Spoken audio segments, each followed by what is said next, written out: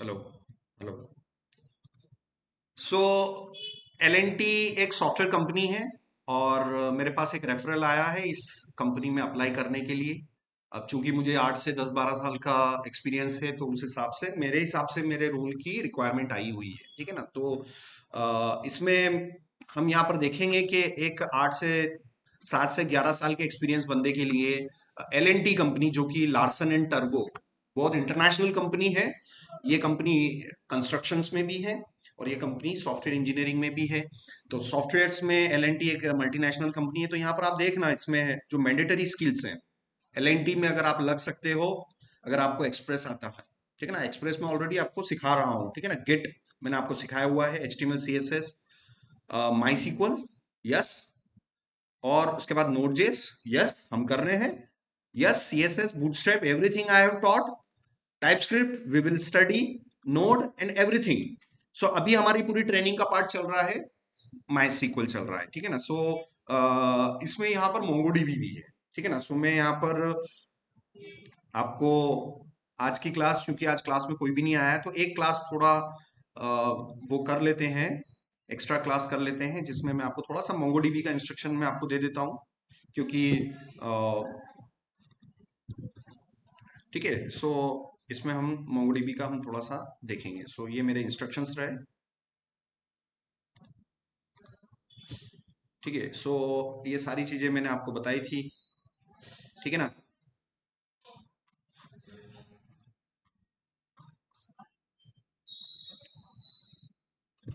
सो हम types of, अगर हम डाटाबेसेस की बात करें तो हमारे पास दो टाइप के डाटाबेस हैं। एक एसक्यूएल बेस्ड डाटाबेस है और एक नो सीक्वल बेस्ड डाटाबेस है। अब इसकी कैटेगरी बहुत बड़ी होती है, but majorly there are two kind of database. There may be 5 categories, 5 type of databases, but mainly अभी बिगिनर लेवल पर आपको ये देखना है। सो सीक्वल बेस्ड डाटा को हम रिलेशनल डेटाबेस बोलते हैं। क्या बोलते हैं? रिलेशनल डाटाबेसेस, है ना। सीक्वल डेटाबेस को हम रिलेशनल डाटाबेस भी बोलते हैं। सीक्वल डेटाबेस के अंदर एसक्यूएल लैंग्वेज, एसक्यूएल जो आप लैंग्वेज सीख रहे हैं, एसक्यूएल लैंग्वेज विल वर्क, ठीक है ना। जो भी आप W3C से एसक्यूएल से पढ़ रहे हैं, है ना, W3C स्कूल से आप क्या पढ़ रहे हैं? एसक्यूएल पढ़ रहे हैं। तो ये एसक्यूएल लैंग्वेज आपकी किन टाइप के डेटाबेस पे काम करेगी? रिलेशनल डेटाबेस पर। एसक्यूएल बेस्ड जो डेटाबेस है, तो कौन कौन से एसक्यूएल बेस्ड डेटाबेस हैं? हम माइस्क्यूएल। अब हम माइस्क्यूएल क्यों सीख रहे हैं भैया? बड़ी बड़ी कंपनीज जो है, जैसे लार्सन एंड टर्बो है, ये मल्टीनेशनल कंपनी है। इनको भी देखो, इन्होंने अपने जेडी, है ना, इंटरव्यू, कभी भी कोई आए ना, जेडी अगर बोले, तो जेडी का मतलब होता है जॉब डिस्क्रिप्शन। क्या होता है sir? Ma'am, job description. So JD का मतलब होता है जॉब डिस्क्रिप्शन। जॉब डिस्क्रिप्शन मतलब आप किसी भी कंपनी के लिए अप्लाई करोगे ना, तो अपने उन्होंने अपना क्या डिफाइन कर रखा होगा? रोल डिस्क्राइब कर रखा होगा कि भाई आपको ये चीजें आनी चाहिए। तो इस पूरे डिस्क्रिप्शन को जनरली टर्म में क्या बोला जाता है? Job description. So job description अगर आप एल एन टी वाली कंपनी में देखेंगे, तो यहाँ पर अगर आप एज अ बैकएंड इंजीनियर अगर इसमें आप अप्लाई करो, तो वहां पर आपको माईसीक्वल का नॉलेज होना चाहिए। माईसीक्वल मतलब बेसिकली आपको एसक्यूएल का अच्छा नॉलेज होना चाहिए। तो वो चीज तो हम पढ़ ही रहे हैं, ठीक है ना। साथ साथ में वो कंपनी मांगती है कि आप मोंगोडीबी डाटाबेस पर भी आप काम कर सके। सो ये नो सीक्वल, जो नो सीक्वल बेस्ड डाटाबेस है, ये कहलाते हैं मोंगोडीबी, ठीक है ना। इसमें एग्जांपल हम देख लेते हैं, दैट इज मोंगोडीबी। और मोंगोडीबी पे एसक्यूएल लैंग्वेज काम नहीं करेगा, विल नॉट वर्क, ठीक है ना। तो मोंगोडीबी भी एक डाटाबेस है और माइस्क्ल भी एक डाटाबेस है। दोनों का काम डेटा को स्टोर करने का है, बट दोनों का काम करने का तरीका टोटली अलग अलग होता है, ठीक है ना। सो आज हम यहाँ पर देखेंगे मोंगोडीबी डाटाबेस के अंदर। माइस्क्ल के अंदर डाटाबेस होता है, माइस्क्ल के अंदर हमारे पास एक डाटाबेस होगा। उस डाटाबेस के अंदर हमारे पास टेबल्स होंगी। उस टेबल्स के अंदर हम क्या करते हैं? हमारा डेटा स्टोर करते हैं। समझ में आ रहा है? और यही पैटर्न हमारे यहाँ पर मोंगोडीबी में कैसे होता है? मोंगोडीबी में भी डाटाबेस होता है, मगर मोंगोडीबी में टेबल्स को बोला जाता है कलेक्शन, ठीक है ना। मोंगोडीबी में जब भी आप काम करेंगे तो टेबल को टेबल ना बोलते हुए आपको बोलना पड़ेगा क्या? कलेक्शन, क्योंकि उसको कलेक्शन बोला जाता है। मोंगोडीबी में टेबल को टेबल नहीं बोलते हैं, क्या बोलते हैं? कलेक्शन बोलते हैं, ठीक है ना। और डाटा को बोलते हैं डॉक्यूमेंट, ठीक है ना। डाटा को क्या बोलते हैं? डॉक्यूमेंट्स। तो मैंने एक डॉक्यूमेंट की एंट्री कर दी, तो बेसिकली मैंने एक डाटा की एंट्री कर दी, ठीक है ना। तो ये डिफरेंस आपको पता होना चाहिए। So database will be called database in both of the languages, both of the databases. MySQL के अंदर डाटाबेस को डाटाबेस ही बोलते हैं, मोंगोडीबी में भी डाटाबेस को डाटाबेस ही बोलते हैं। माईसीक्वल में डाटाबेस के अंदर मौजूद जो टेबलें होती हैं उनको टेबल्स बोलते हैं, मगर मोंगोडीबी में उसको क्या बोलेंगे हम, कलेक्शन बोलेंगे। और माईसीक्वल में टेबल के अंदर जो कुछ भी हम स्टोर करते हैं that will be called a data, but here in the MongoDB it will be called a document. So आज का हमारा ऑब्जेक्टिव है कि हम थोड़ा सा मोंगोडीबी पे भी हम प्रिपरेशन कर सकें, ताकि आप अपने रिज्यूमे में मोंगोडीबी बेसिक्स आप उसके बारे में बता सकें। सो W3C स्कूल्स पे हर चीज का ट्यूटोरियल्स हैं, यहाँ पर आप जाना, यहाँ पर आपको मिल जाएगा क्या, अपना मोंगोडीबी मिल जाएगा। सो ये रहा मोंगोडीबी, ठीक है ना। तो अब हमें वर्क करना है मोंगोडीबी पर। तो सबसे पहले तो आप MongoDB database, MongoDB MongoDB download for Windows, Google पे आप ये 4 वर्ड लिखना, मोंगोडीबी डाउनलोड, ठीक है ना।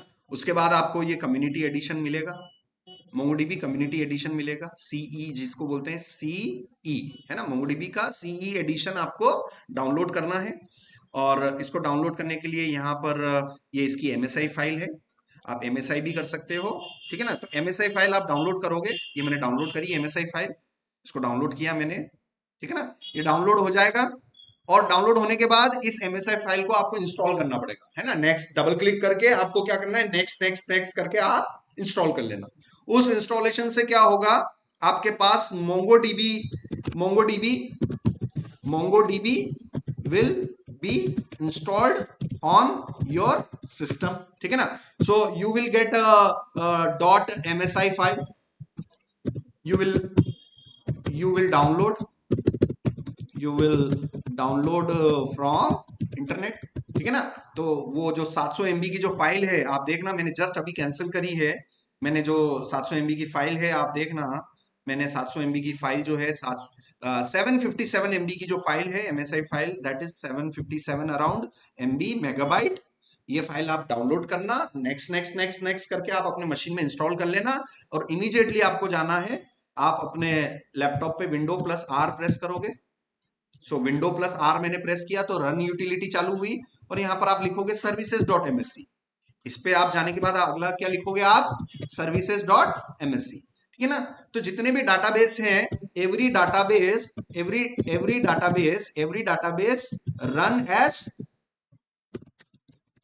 बैकग्राउंड सर्विस, ठीक है ना, रन एज बैकग्राउंड सर्विस। चाहे आप MySQL ले लो, वो भी बैकग्राउंड में ही चलता है, ठीक है ना। चाहे आप मोंगोडीबी ले लो, वो भी बैकग्राउंड में ही चलता है, ठीक है ना। आपने MySQL पे काम किया, उसके लिए आप यहाँ पर क्या इंस्टॉल कर रहे, मतलब ओपन क्या करते हैं, XAMPP स्टार्ट करते हैं, आप XAMPP स्टार्ट करते हैं, ठीक है ना। तो थोड़ा सा डिफरेंस समझना कि यार जो दोनों डेटाबेस है ना, या कोई सा भी डेटाबेस है, वो एज अ बैकग्राउंड ही चलता है, और जो चीज बैकग्राउंड होती है दे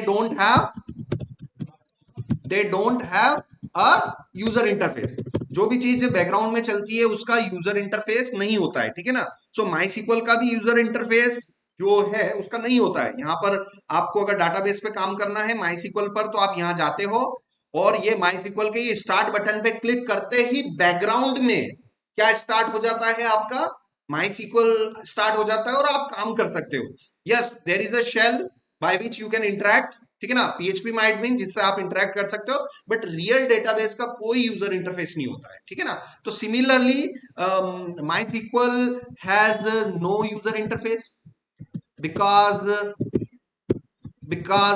because it runs in background, ठीक है ना। Similarly MongoDB also run in background, that's why it has no user interface, इसका कोई यूजर इंटरफेस नहीं होती। तो जो बैकग्राउंड में जो चीजें चलती हैं उनकी जानकारी अगर आपको देखनी है कि आपके लैपटॉप में कौन कौन सी चीजें बैकग्राउंड में चल रही है, तो आपको करना क्या पड़ेगा बताइए, Windows R प्रेस करना है, services.msc पे जाना है, और ये लिस्ट में ये जितनी भी चीजें दिखाई दे रही है ना, these are all background services and these services have no user interface. So yes, यहां पर हम गए और M प्रेस किया मैंने, M फॉर MongoDB, और यहां पर आप देखना yes MongoDB is running in the background. अगर हम यहां से MySQL अगर थोड़ा सर्च करें तो MySQL यहां पर नहीं मिल रहा है, but still it will be run with the XAMPP that start button, it will when you when you click on the start button, the MySQL will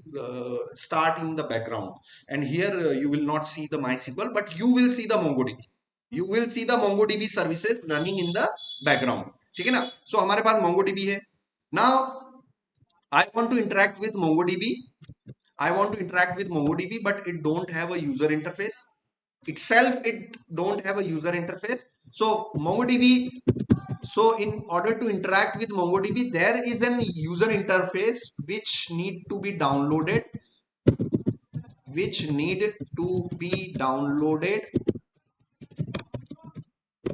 externally. ठीक है ना? MongoDB की exe अलग मिली आपको, एक MongoDB की एक MSI फाइल अलग मिली, और आपको इसका यूजर इंटरफेस के लिए आपको MongoDB, उसका जो सॉफ्टवेयर होता है उसका नाम होता है MongoDB Compass. MongoDB Compass. So what is MongoDB Compass? What is MongoDB Compass? MongoDB Compass is a user interface software to access the MongoDB. So just you can compare. यहाँ पर हमारे पास MySQL है. MySQL का GUI कौन है भाई? यहाँ पर PMA है. उसी तरीके से MongoDB का GUI कौन सा है? Compass है. ठीक है ना? So यहाँ पर इसका पूरा नाम लिखे अगर हम PHP MyAdmin, जिसको हम शॉर्ट फॉर्म में क्या बोलते हैं? PMA. ठीक है ना? उसी तरीके से MongoDB को एक्सेस करने वाला जो GUI सॉफ्टवेयर है उसको हम बोलते हैं MongoDB Compass. ठीक है ना? सो MongoDB पर काम करने के लिए आपको दो सॉफ्टवेयर डाउनलोड करने पड़ेंगे. एक तो MongoDB का database itself and the GUI. So this MongoDB Compass is a GUI. Is a graphical user interface which is used to access the database. So we will go to the Google and we will download in type MongoDB and you will write Compass download.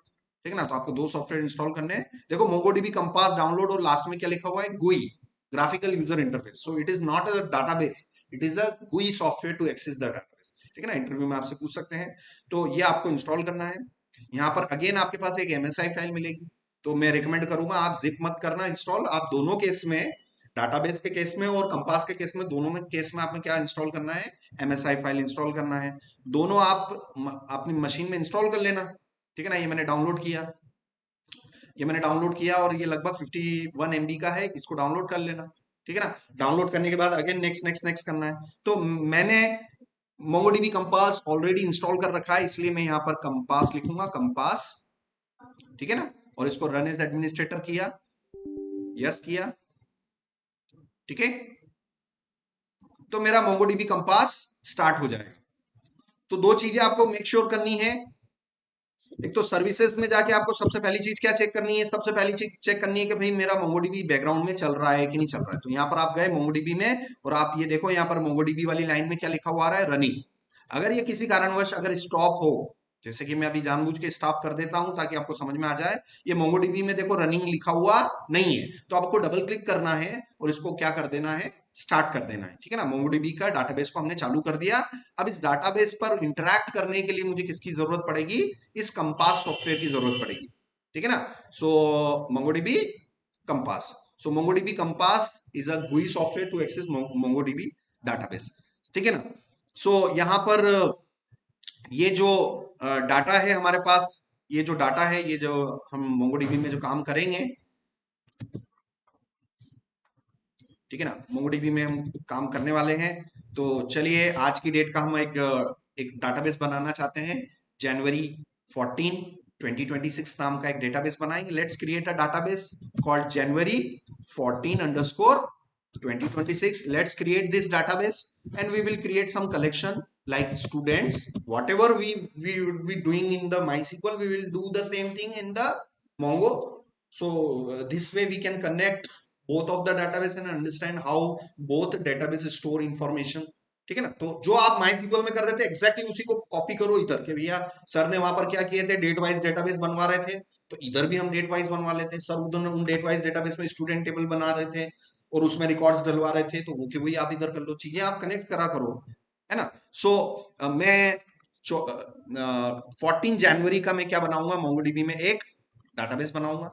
Students नाम का मैं उस database के अंदर क्या बनाने जा रहा हूं, कलेक्शन। यहां पर हम टेबल नहीं बोलेंगे, इवन दो आप बोल सकते हो बट वो टेक्निकली रॉन्ग है। अगर आप मोंगोडीबी में आ गए हैं और मोंगोडीबी डाटाबेस पे काम कर रहे हैं तो आपका टेबल बोलना वो टेक्निकली गलत है, क्योंकि उसको बोलते ही नहीं है, उसको क्या बोलते हैं, हम कलेक्शन ही बोलेंगे, ठीक है ना। सो जनवरी 14 वाले डाटाबेस के अंदर स्टूडेंट नाम का मैं क्या बनाने जाऊंगा, कलेक्शन बनाऊंगा।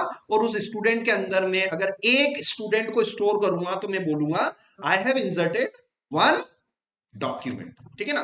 सो फॉर एग्जांपल यहां पर मैंने निधि स्टूडेंट है हमारे, और उनका अगर मुझे रिकॉर्ड स्टोर करना है तो उस निधि वाले इंफॉर्मेशन को मैं मोंगोडीबी में क्या बोलूंगा, मैं डॉक्यूमेंट बोलूंगा, ठीक है ना। तो यहां पर हम गए।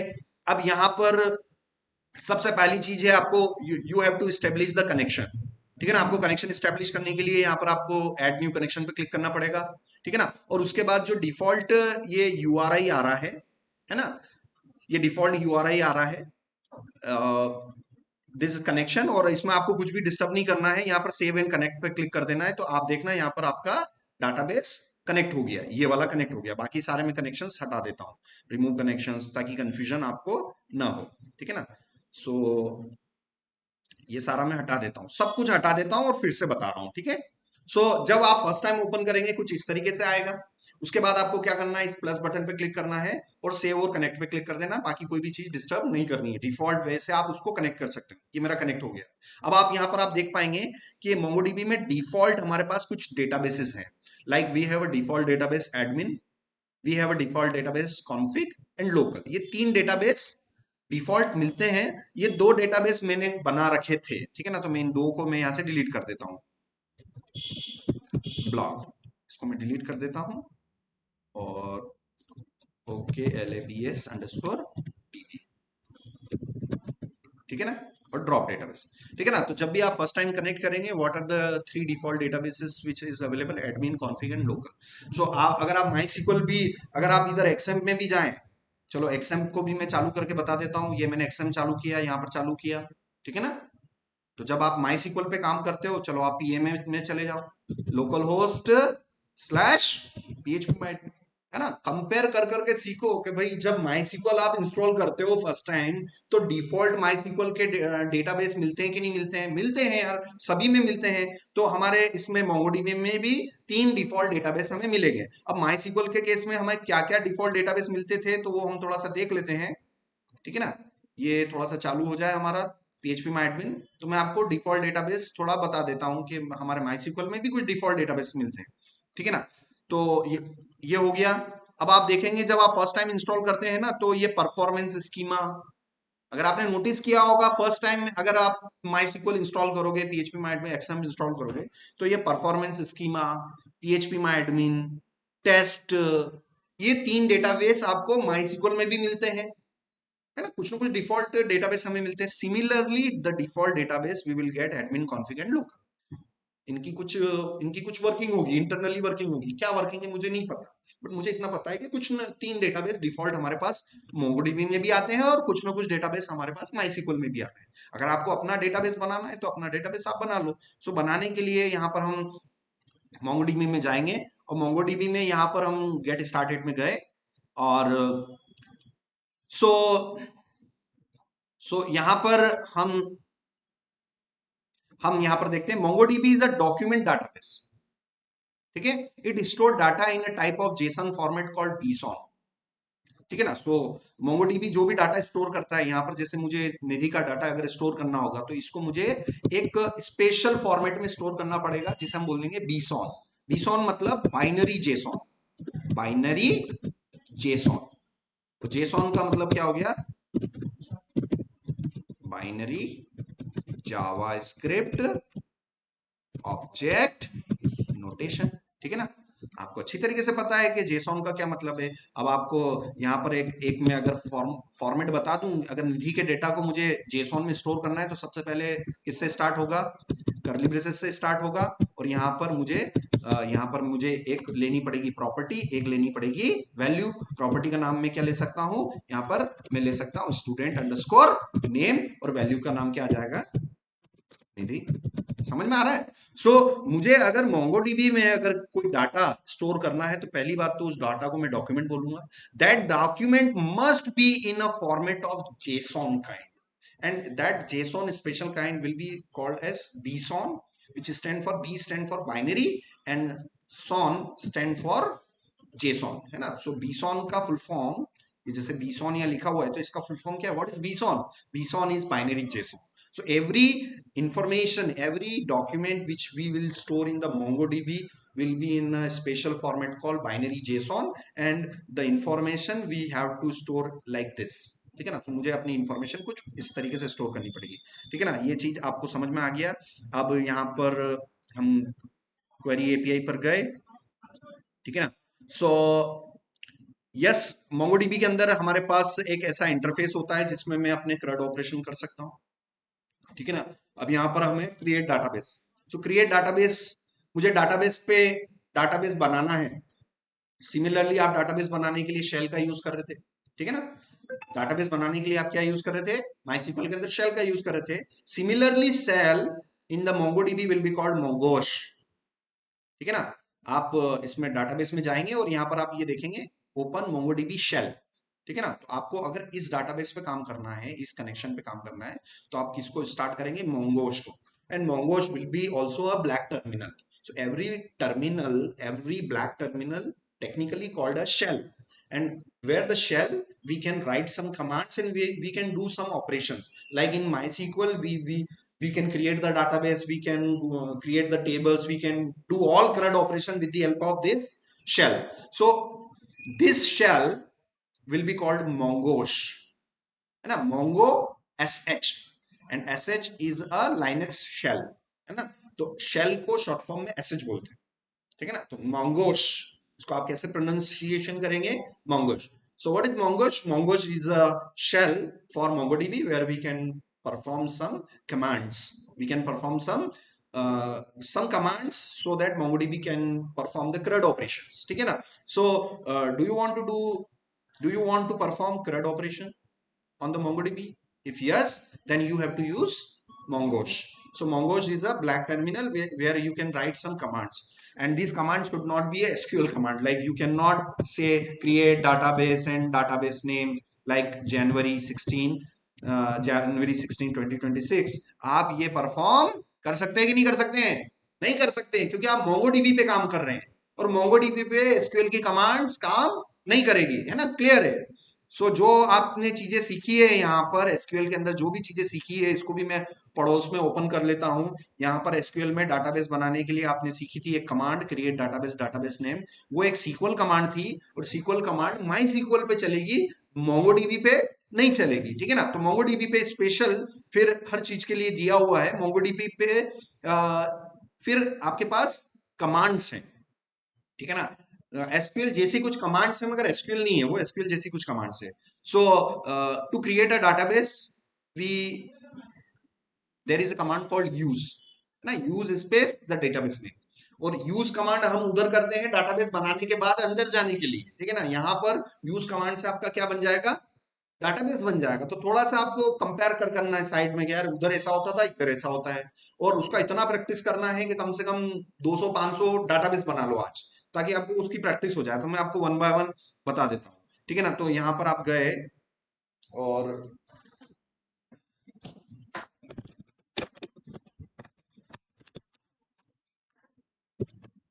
ठीक है ना? यस, कमांड क्या है? Use space the database name. Use space January 14_2026 and it should be terminated bye semicolon. देखो यहाँ पर तो सेमीकोलन नहीं लिखा हुआ है, तो लेट्स ट्राई. इंटर किया मैंने, स्विच्ड टू जनवरी. ठीक है ना? क्या आ रहा है? स्विच टू जनवरी. अब इस यूज कमांड से डाटाबेस बन भी गया और डाटाबेस के अंदर भी चले गए. मगर वहां पर क्या होता था? हमें डाटाबेस बनाना पड़ता था, फिर डाटाबेस के बाद में मुझे डाटाबेस के अंदर जाना पड़ता था. यहाँ पर सिर्फ एक यूज कमांड से वो डाटाबेस बन भी गया और अंदर स्विच भी हो गया, अंदर जंप भी हम कर गए. बट यहाँ पर तो दिखाई नहीं दे रहा है. उसके लिए आप क्या करना पड़ेगा? रिफ्रेश करना पड़ेगा. ये जैसे ही हम रिफ्रेश करेंगे, देखो मैं यहाँ पर रिफ्रेश कर रहा हूं, फिर भी इस लिस्ट में यहाँ पर डाटाबेस दिखाई नहीं दे रहा है. तो यहाँ पर जब तक आप कोई कलेक्शन नहीं बना लोगे तब तक आपको डाटाबेस दिखाई नहीं देगा। तो आपको अभी भी यहाँ पर डाटाबेस दिखाई नहीं दे रहा है, जबकि यहाँ पर प्रॉम्प्ट में तो बता रहा है, बट रियलिटी में डाटाबेस बनेगा नहीं। ठीक है ना, तो इसके लिए आप थोड़ा सा आर्टिकल आप पढ़ते चलेंगे तो आपको ये पता चलेगा। Remember, in MongoDB a database is not actually created until it gets content. ठीक है ना, तो कंटेंट ये है, ये निधि जो है ये क्या है, आपका कंटेंट है। तो कंटेंट तब होगा जब आप कलेक्शन बनाओगे, कलेक्शन तब होगा जब आप डेटाबेस बनाओगे। तो भाई आपने अगर डाटाबेस बनाना है तो फाइनली आपको डेटा स्टोर करने तक जाना पड़ेगा, तब जाके आपकी डाटाबेस बनेगा। तो इसमें फ्लो अलग है। तो यहाँ पर ये रिमेंबर में लिखा हुआ है कि मोंगोडीबी में डाटाबेस तब तक एक्चुअली में नहीं बनता है जब तक आप उसमें कोई डाटा ना डाल दें। इसका मतलब मैंने ये डाटाबेस बनाया, उसके बाद मुझे क्या बनाना पड़ेगा, एक कलेक्शन बनाना पड़ेगा। कलेक्शन बनाने के बाद भी मेरा डेटाबेस नहीं बनेगा, फिर मुझे उसके अंदर क्या करना पड़ेगा, डॉक्यूमेंट स्टोर करना पड़ेगा। जैसे ही मेरा डॉक्यूमेंट स्टोर होगा, मेरा क्या क्रिएट हो जाएगा, कलेक्शन, मेरा डेटाबेस क्रिएट हो जाएगा। सो यहाँ पर हम गए, अब मैं कलेक्शन में जाता हूँ। ठीक है ना, सो कलेक्शन के लिए यहाँ पर हमारे पास कमांड है। सो हमारे पास db dot create collection.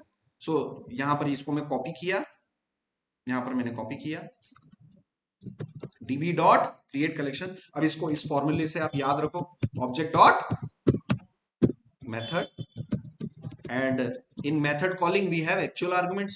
So database db is an object, create collection is a method, and this post which is written inside string is an actual argument. So यहाँ पर ये मैंने यहाँ पर किया है। ठीक है ना, तो यहाँ पर अब मुझे किस नाम से बनाना है, स्टूडेंट नाम से बनाना है। तो पोस्ट की जगह मैं क्या लिखूंगा, स्टूडेंट्स। ठीक है ना, सो यहाँ पर चलो मोंगोश के अंदर हम टाइप करते हैं db dot create collection calling and students और इंटर। ठीक है, ये आ गया, ओके आ गया। अब यहां से रिफ्रेश करते हैं, देखो मैं रिफ्रेश कर रहा हूं फिर भी डाटाबेस नहीं बन रहा, यहां नहीं है, यहाँ लिस्ट, हाँ यहाँ बन गया। ठीक है ना, तो बेसिकली यहां पर क्या हो रहा है कि आपने डाटाबेस बनाया, you create the collection and database will be created. है ना, तो जैसे ही मैंने अपना कलेक्शन बनाया, मतलब जो टेबल बनाई, टेबल बनाते ही देखो मेरा डेटाबेस रियल में बन गया है। ये मैंने रिफ्रेश किया यहाँ से, ये रिफ्रेश किया और मेरा डेटाबेस आ गया है। तो फ्लो यहाँ पर क्या है हमारा कि you create a database and as soon as you create your collection, that your database will actually be created in the database। है ना, जो आपका डेटाबेस है वो मोंगो के अंदर क्रिएट हो जाएगा। ठीक है ना, सो उसके अंदर हमने ये किया। अब मुझे यहाँ पर डेटा को स्टोर करना है। We have some students and we want to store the data, and that data has to be stored in a JSON format, because it is a JSON type database. It is a document type database, and document will be stored in a JSON format. In a special JSON format will be called as BSON, binary JSON. So let's store some records. So go further, MongoDB insert. So in order to store information, there is a method called insert1. If you want to store only single records, then you will go for the insert1 method. So so there is a method called db dot the name of the, so db dot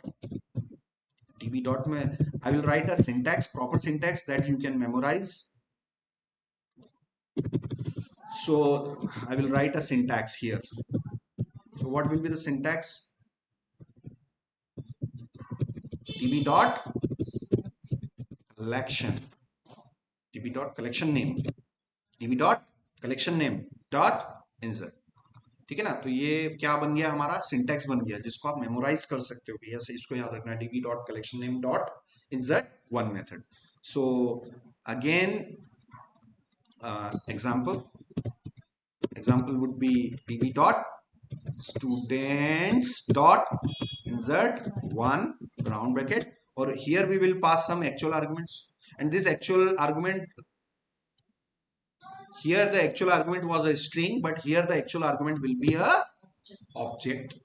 ठीक है ना, so actual argument can be anything, it can be a string, it can be an object, but insert one के अंदर हमें क्या पास करना है, एक जावास्क्रिप्ट का ऑब्जेक्ट पास करना है, एक जेसॉन ऑब्जेक्ट पास करना है, जिसमें हम यहाँ पर अपनी कुछ इंफॉर्मेशन ले सकते हैं। सो यहाँ पर मैंने इस ऑब्जेक्ट में मैंने ये ले लिया, यहाँ पर क्या ले लिया मैंने, we have a property colon we have a value. So student underscore name and name is for example निधि. ठीक है. सो ये मैंने यहाँ पर किया और ये मेरा पूरा फॉर्मेट बन गया और यहाँ से मैं इसको स्टोर करता हूँ. सो db dot students dot insert one and object, and this object I can also press enter. No sorry enter नहीं कर सकते हैं आप उसको. मैं एक मिनट देख लेता हूँ. Shift inter. Yes, you can press shift and inter, है ना. ये मैंने अभी क्या किया, शिफ्ट के साथ में एंटर प्रेस किया जिससे ये मैं थोड़ा फॉर्मेटिंग करके टर्मिनल में लिख सकता हूँ. अदरवाइज अगर मैं शिफ्ट एंटर नहीं करूँ तो मैं उसको फॉर्मेट नहीं कर सकता हूँ. सो यहाँ पर मैंने ले लिया student underscore name, this will be a property colon value and value is Nidhi. ठीक है. सो ये मैंने इंटर किया तो यहां पर देखो मेरा रिकॉर्ड इंसर्ट हो गया. अब मैं इसको रिफ्रेश करूं यहां से स्टूडेंट्स, और यहां पर आप देखो ये 2 रिकॉर्ड स्टोर हो गए. 2 रिकॉर्ड नहीं बोलूंगा अब मैं इनको क्या बोलूंगा, डॉक्यूमेंट. सो आप देखो यहाँ पर 2 डॉक्यूमेंट स्टोर हो गए. गलती से ये एक डॉक्यूमेंट की कमांड में यहाँ से डिलीट कर देता हूँ. ठीक है ना. तो अभी मेरे पास कितने डॉक्यूमेंट्स हैं, एक डॉक्यूमेंट है. यहाँ पर आप देखो कि जब भी हम कोई डॉक्यूमेंट स्टोर करते हैं बाय डिफॉल्ट उसने एक प्रॉपर्टी ऑलरेडी ले ली, आईडी. क्योंकि मैंने माइस्क्यूएल में भी सिखा रखा था भाई कोई सी भी टेबल बनाओ पहला कॉलम किसका होना चाहिए, आईडी. जिसको हम वहां पर क्या बोलते थे, आईडी, इंटीजर, अनसाइंड, प्राइमरी की, ऑटो इंक्रीमेंट. सिमिलरली मोंगोडीबी को भी पता है कि आप फील्ड आप अपने हिसाब से ले रहे हो मगर उस फील्ड से पहले उसको किस नाम से बनानी है, एक आईडी नाम से बनानी है. तो उसने बना दी मेरे लिए. सो ये this will be my unique ID. ठीक है ना. ये हमारी एक यूनिक आईडी होगी. अब यहाँ पर मुझे कुछ और स्टूडेंट्स को स्टोर करना है तो मैं वापस मोंगोडीबी शेल पर गया. ठीक है ना. और यहाँ पर मैं लेता हूँ इसको db dot students dot insert now this time I will use many because I want to store 2 or more students. ठीक है ना. अगर आपको एक ही स्टूडेंट स्टोर करना है तो use insert, and if you want to store many entries at once you should use insert many method. so यहाँ पर हम गए, ये राउंड ब्रैकेट्स आ गए. अब मुझे इसके अंदर ऑब्जेक्ट में लिखना है तो मैं शिफ्ट इंटर करूंगा. क्या प्रेस करूंगा, शिफ्ट इंटर. ये यहाँ पर मैंने शिफ्ट इंटर किया. अब यहाँ पर मेरा प्रॉपर क्या आएगा, जेसॉन ऑब्जेक्ट आएगा. ये जेसॉन ऑब्जेक्ट आया. मगर यहाँ पर इंसर्ट मेनी के अंदर आप इस मेथड को देखना, there is also a method called insert many. So यहाँ पर थोड़ा सा मैं डिफरेंस आपको बता देता हूं. ये कॉपी किया और ये पेस्ट किया. इन दोनों को इतना अच्छी तरीके से मैं आपको बताऊंगा कि ये सिंटेक्स में यहाँ पर हमारे पास क्या सिंगल ऑब्जेक्ट पास हो रहा है और इधर हमारे पास क्या होगा, it will be an array of object. ये पैटर्न आप लिख के याद कर लेना. This will be insert one और many, this will be insert many. So insert one में, इंसर्ट वन और इंसर्ट मेनी में क्या डिफरेंस है. सो इंसर्ट वन में we will pass only single object. In insert one method we pass only a single javascript object, but insert many we will pass an array of object. ठीक है ना. Square bracket के अंदर curly braces वाला pattern क्या कहलाता है, this pattern is technically called in JavaScript array of object. This pattern is called technically called array of objects. क्यों बोलते हैं इसको अरे ऑफ ऑब्जेक्ट, क्योंकि इनको अगर तोड़ तोड़ के देखोगे कि स्क्वायर ब्रैकेट को तो अरे बोलते हैं सर, कर्ली ब्रेसेस को सर ऑब्जेक्ट बोलते हैं. तो भाई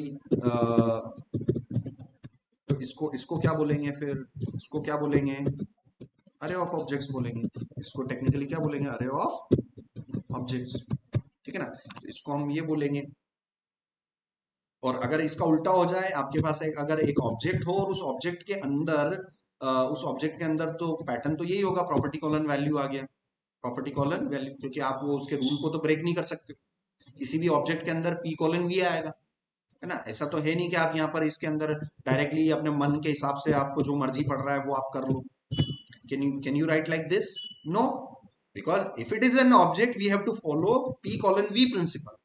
अगर करली ब्रेसेस है तो अंदर हमें क्या फॉलो करना है, P colon V. We can not write anything by our own. हम अपने हिसाब से कुछ भी टाइप नहीं कर सकते. We have to follow the P colon V formula. So यहाँ पर आप देखो इंसर्ट मेनी के अंदर हमें क्या पास करना है, ऑब्जेक्ट या अरे of object, array of object. And why do we use insert many? Because if you want to insert more than one record at a time you have to use insert many. सो यहाँ पर insert many हम use करते हैं। ये देखो insert many में इन्होंने क्या यूज किया, स्टार्टिंग में अरे, ये देखो अरे का स्टार्ट अरे का क्लोज, और पहला ऑब्जेक्ट कॉमा दूसरा ऑब्जेक्ट कॉमा तीसरा ऑब्जेक्ट, ठीक है ना। सो यहाँ पर मुझे अगर स्टोर करना है तो यहाँ पर मैं अभी क्या यूज करूंगा, ये पहला अरे, उसके अंदर ये पहला ऑब्जेक्ट, उसके अंदर ये दूसरा ऑब्जेक्ट। अब यहाँ पर अगर अगर ऑब्जेक्ट है तो फिर मुझे किसको फॉलो फॉलो करना है, पी कॉलन वी को फॉलो फॉलो करना है। अगर ऑब्जेक्ट है तो मुझे किसको फॉलो करना है, पी कॉलन वी को फॉलो फॉलो करना है। तो वैल्यू में यहाँ पर मान लीजिए शुभम आ गया, इसकी वैल्यू में यहाँ पर मान लो विजय आ गया, ठीक है ना। और प्रॉपर्टी प्रॉपर्टी आपको वो रखनी है जो आपने फर्स्ट टाइम रखी थी। प्रॉपर्टी नेम आप अलग अलग नहीं दे सकते हो कि वहां यहाँ नेम दे दो वहां स्टूडेंट नेम दे दो। Property name should be consistent, है ना। तो ये आपने ये किया। चलिए ये हो गया हमारा एक pattern. So with the help of insert many I can insert many records at a time, ठीक है ना। सो यहाँ पर मोंगोस शेल में मैं गया and I have to use what, अरे, shift enter, I have to use object, shift enter, property colon value, value is Vijay and property is student underscore name, and after the first object I will write comma because I want to store another object. Here this is another object, shift enter, shift enter, again property colon value, value is Shubham and property name is student underscore name. The property name should be same for every document, it should not be different. So यहाँ पर आप देखो db dot student dot insert many, ये मैंने किया, yes store हो गया। अब यहाँ से आप रिफ्रेश करो, ये इस पे क्लिक करो और यहाँ से आप रिफ्रेश करोगे, यस स्टोर हो गए। एक ही बार में दो डॉक्यूमेंट मैंने स्टोर कर दिए, ठीक है ना। सो बेसिकली मैं आपको क्रड बता रहा हूँ मोंगोडीबी में क्रड कैसे करते हैं। मोंगोडीबी में क्रड करने के लिए आपको मोंगो सेल यूज करके उसकी मेथड्स हैं और उन मेथड्स का यूज करते हुए हम एंट्री कर सकते हैं। ये इंसर्ट किया, ठीक है ना। अब मुझे अपने रिकॉर्ड्स को फाइंड करना है, ठीक है ना। फाइंड मेथड उधर हमारा क्या हो जाएगा, वेयर कंडीशन, है ना। मुझे किसी चीज के बेसिस पर फाइंड करना है कि tell me the student name which start whose name start with N, है ना। ऐसे स्टूडेंट्स के नाम बताओ जिनका नेम एस एन से स्टार्ट होता है, ठीक है ना। तो basically we want to find records on some conditions. तो एसक्यूएल के अंदर आपको पता है आप उसके लिए आप क्या करते हो, वेयर कंडीशन लगाते हो, है ना। तो similarly there is a mechanism in MongoDB as well. So there is a method called find and we will have some operators, मैं आपको बता रहा हूं,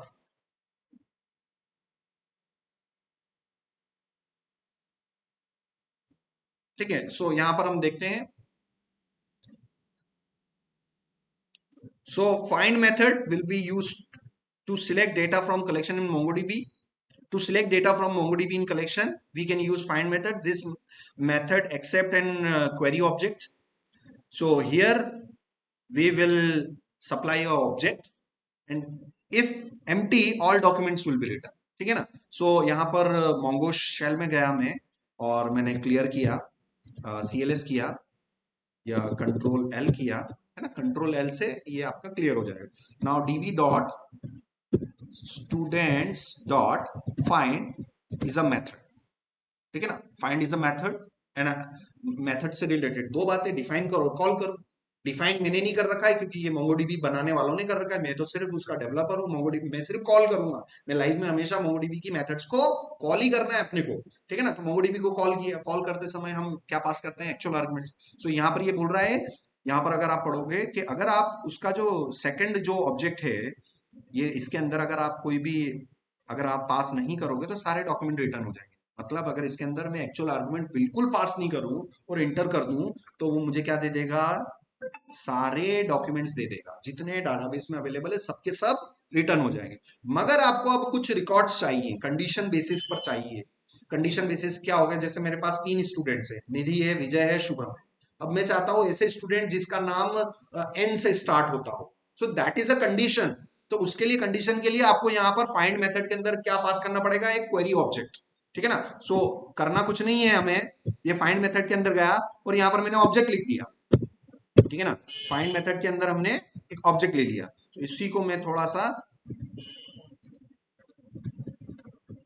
डीबी डॉट कलेक्शन डॉट, यहां पर मैं सिंटेक्स ले लेता हूं, DB dot collection dot find, और फाइंड के अंदर हमें एक सिंगल ऑब्जेक्ट पास करना पड़ेगा। This single object will be called a query object, query object, so it will be a query object, ठीक है ना। So query object, this is a query object, ठीक है ना।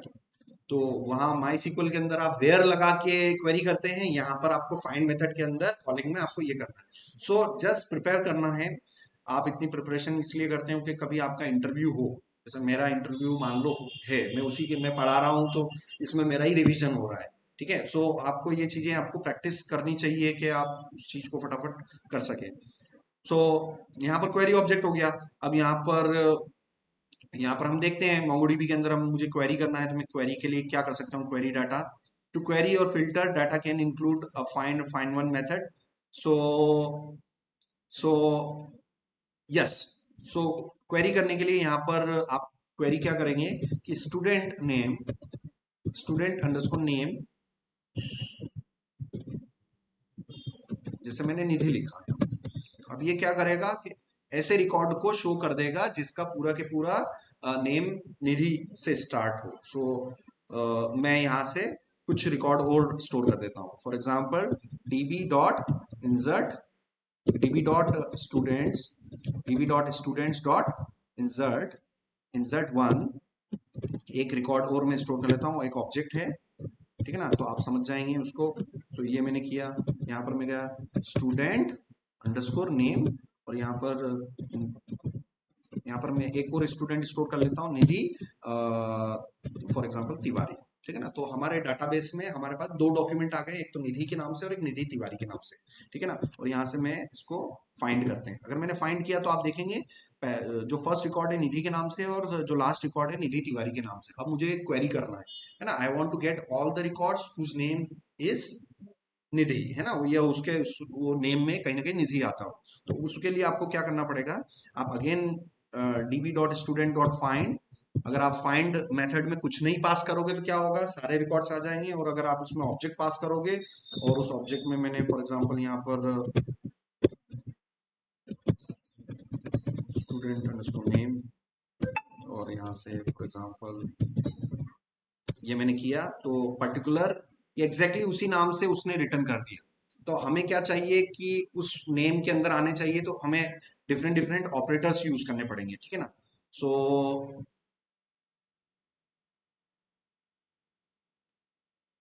क्वेरी ऑपरेटर्स, ठीक है ना, जैसे माई के ऑपरेटर्स होते हैं, माई के ऑपरेटर्स होते हैं, ये सीक्वल के ऑपरेटर्स होते हैं, जिसमें आप less than, greater than, like, है ना, इस तरीके से आप यूज करते हैं। मोंगोडीबी में भी क्वेरी ऑपरेटर है, लाइक कंपैरिजन आपको करना है,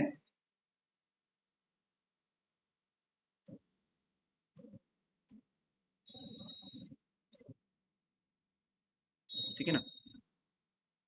सो आप यहाँ पर इसको इस तरीके से कर सकते हैं। यहाँ पर मैं गया पर्टिकुलर, मैंने यहाँ पर कॉपी किया ये सारे डॉक्यूमेंट्स, यहाँ से हम कर लेते हैं,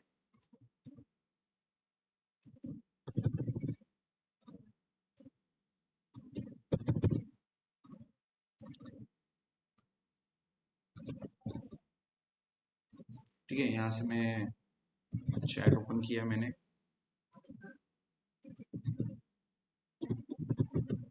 I want to search every student whose name contain word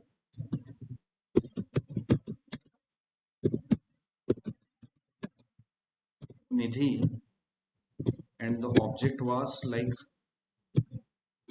वो ऑब्जेक्ट भी हमें उसको बताना पड़ेगा, like student underscore name column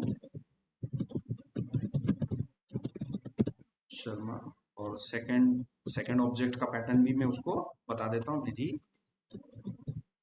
Tiwari, ठीक है ना। तो जीपीटी को भी अगर जैसे आप कोई प्रॉब्लम स्टेटमेंट दे तो उसको प्रॉम्प्ट सही देना है।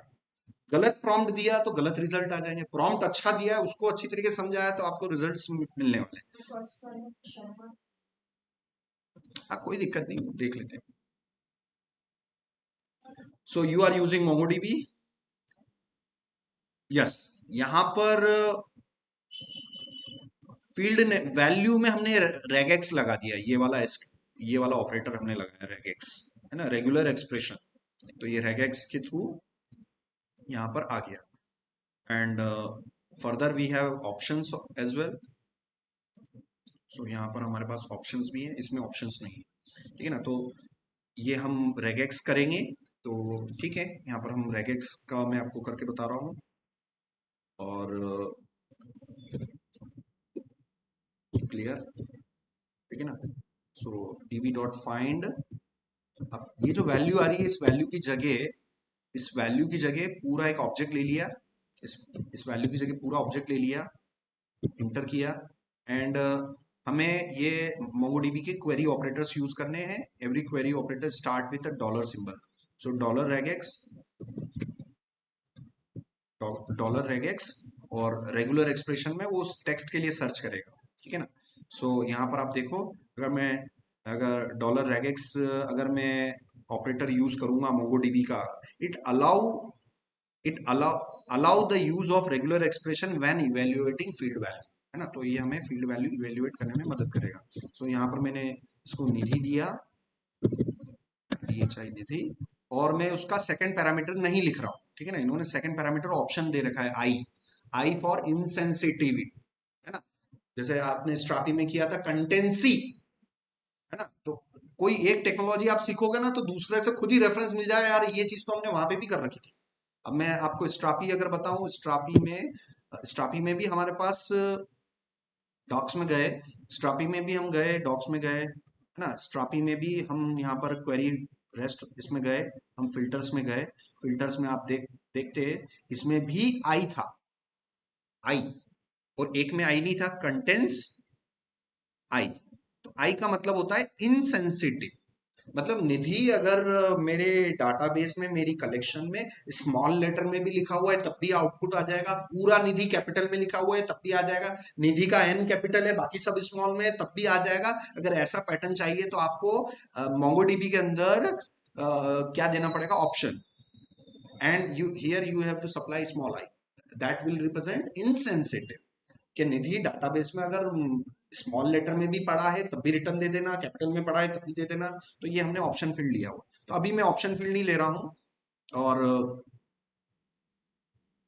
देखो उसने डाटा नहीं दिया, अभी मैंने जैसे इंटर किया डाटा उसने दिया नहीं, मगर अब देखना इस रेगेक्स के बाद में मैं ऑप्शंस लगा देता हूं, डॉलर ऑप्शंस, ठीक है ना, डॉलर ऑप्शंस कॉलन और small I, that will represent, क्योंकि मैं यहाँ क्वेरी किससे कर रहा हूँ, निधि से, स्मॉल निधि से, बट डेटाबेस में निधि का एन कैपिटल है बाकी सब स्मॉल में, तो वो मैच नहीं कर रहा है क्योंकि मैंने क्या नहीं दिया था, ऑप्शंस नहीं दिया। अब मैं ऑप्शंस दे रहा हूं, अब आप देखना उसने दोनों निधि को उठा के दे दिया, निधि को भी, निधि शर्मा को भी दे दिया, निधि तिवारी को भी दे दिया।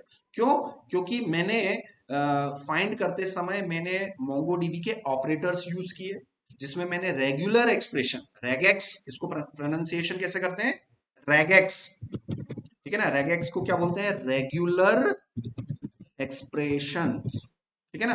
तो मैंने रेगेक्स यूज किया और साथ साथ में मैंने एक ऑप्शंस पैरामीटर भी यूज किया, ऑप्शंस ऑपरेटर भी यूज किया, and that options parameter small I represent as case sensitive और insensitive, ठीक है ना। तो केस अगर आपका इंसेंसिटिव है, केस अगर इंसेंसिटिव आपको रखना है, इंसेंसिटिव का मतलब है कि स्मॉल वाले भी आ जाए, कैपिटल वाले भी आ जाए, पूरे कैपिटल पूरे स्मॉल, कुछ भी कोई भी पैटर्न हो आपको चाहिए, तो बेसिकली वो, अगर हम एसक्यूएल लेवल पर देखें तो ये सारी चीजें होती थी किससे, एसक्यूएल लेवल पे ये सारी चीजें होती थी वाइल्ड कार्ड से, लाइक ऑपरेटर, ठीक है ना, लाइक ऑपरेटर, एसक्यूएल लेवल पर ये सारी चीजें लाइक ऑपरेटर कहलाती है। मोंगोडीबी में ये केस इंसेंसिटिव है बेसिकली, तो थोड़ा सारी चीजें एसक्यूएल से ही इंस्पायर्ड है। तो ये आप देखो यहाँ पर रिकॉर्ड आ गया, मैं अब क्या करूं, रेगेक्स में मैंने ऑप्शंस ऑपरेटर नहीं दिया है तो मेरे रिकॉर्ड रिटर्न नहीं हो रहे। आज के लिए इतना ही काफी है। तो मोंगोडीबी से रिलेटेड आप करट करट आपको करके देखना है, आज का काम यही है। तो मोंगोडीबी इंस्टॉल करना, मोंगोडीबी कंपास इंस्टॉल करना, मोंगोश यूज करना है, डाटाबेस 4 करट ऑपरेशंस करना है, create, read, update, delete, query करके देखना ऑपरेटर्स कैसे कैसे यूज कर सकते हैं। Keep your self busy in the assignments of MongoDB.